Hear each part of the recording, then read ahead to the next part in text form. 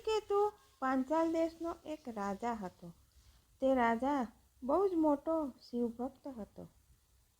શિવ આરાધના અને શિકાર કરવો એ બે એના મુખ્ય શોખ હતા. તે શિકાર કરવા માટે રોજ જ જંગલમાં જતો હતો. એક દિવસ ઘનઘોર જંગલમાં શિકાર કરવા જાય છે ત્યારે તેને એક પડી ગયેલું મંદિર દેખાય છે.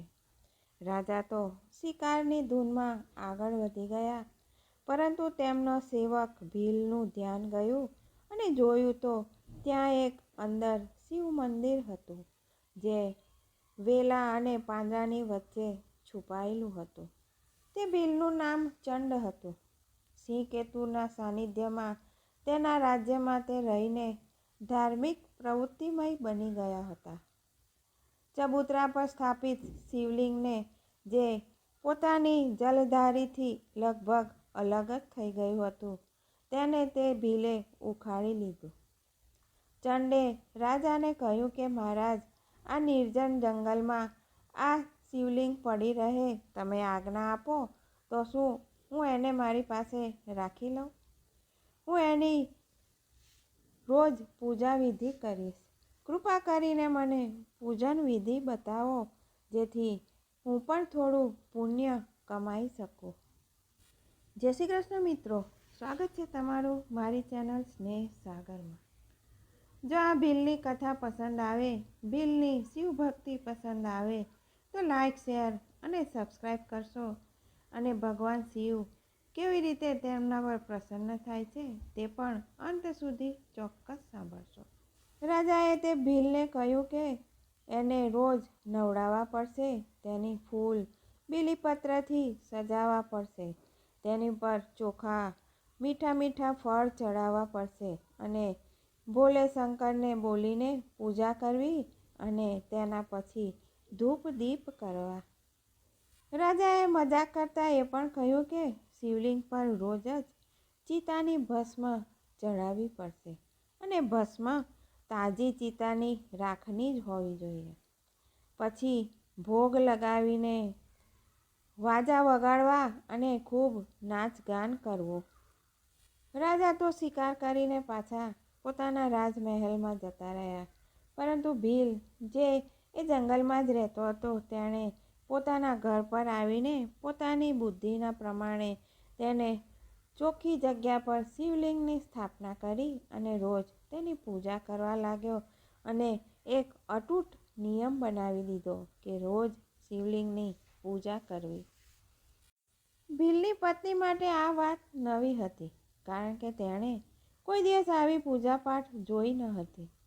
ભીલ દરરોજ પૂજા કરે અને એનામાં પણ એવા સંસ્કાર જાગ્યા અને થોડા સમય પછી તે પણ ભીલની સહાયતા કરવા લાગી.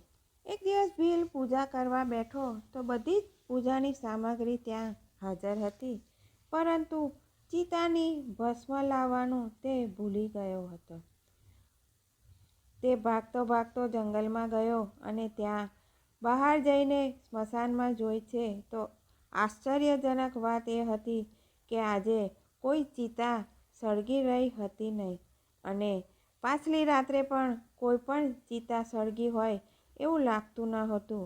અને જ્યારે તેને ભસ્મ જોઈતી હતી, તે ભસ્મ ત્યાંથી કોઈ લઈ ગયું હોય તેવું તેને લાગ્યું.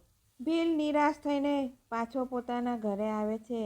ઘરે આવીને ભસ્મની ડબ્બી જોવે છે તો તેમાં સહેજ પણ રાખ હોતી નથી. ચિતાની ભસ્મ ન મળવાને કારણે તે ચિંતા અને નિરાશામાં પોતાની પત્નીને બોલાવે છે અને કહે છે કે આ બધી તૈયારી તો કરી, પરંતુ ભસ્મ વગર પૂજા કેવી રીતે કરાય? ભીલની પત્નીએ કહ્યું કે આજનો દિવસ વિના ભસ્મે પૂજા કરી દો. બધું તો તૈયાર છે, પરંતુ ભીલે માન્યો નહીં અને એણે કહ્યું કે રાજાએ કહ્યું હતું ચિતાની ભસ્મ તો બહુ જ આવશ્યક છે, તે મળી નહીં, હવે હું શું કરું? ભીલ તો ચિંતામાં બેસી ગયો. ભીલે પોતાની પત્નીને કહ્યું કે આજે હું પૂજા ન કરી શકું તો હું જીવિત નહીં રહું. મને બહુ ચિંતા થાય છે. ત્યારે ભીલનીએ તેને ચિંતિત જોઈને એક ઉપાયનો સુઝાવ આપ્યો. ભીલની બોલી કે આ ઘર તો એકદમ જૂનું પુરાણું થઈ ગયું છે. હું તેમાં આગ લગાવી છું અને પછી એમાં અંદર જાઉં છું. જ્યારે મારા શરીરની ભસ્મ બની જાય તો એ ભસ્મને તમે પૂજામાં ઉપયોગમાં લેજો. ભીલ ન માન્યો અને બંને પતિ પત્ની વચ્ચે બહુ મોટો વિવાદ થયો.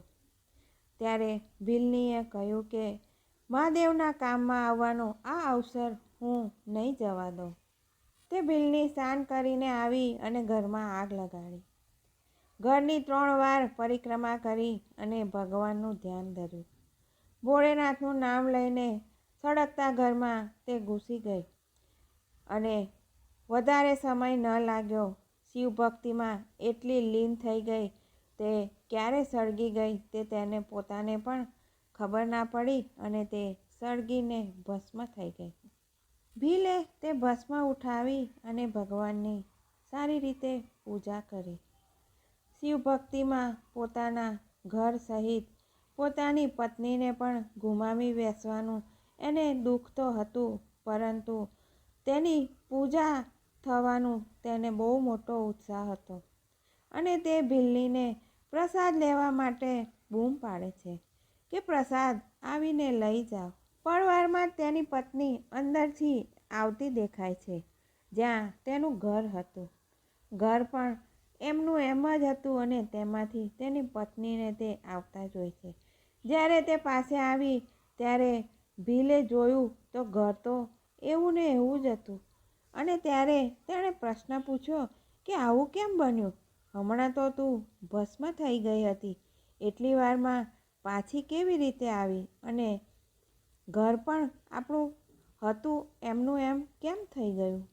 ભીલનીએ તેમને કથા સંભળાવી કે જ્યારે તે સળગતી આગમાં ઘરની અંદર પ્રવેશી તો જાણે પાણીની અંદર ચાલતી હોય તેવું તેને લાગતું હતું અને જ્યારે તે અંદર ગઈ ત્યારે તેને ગાઢ નિંદ્રા આવી ગઈ.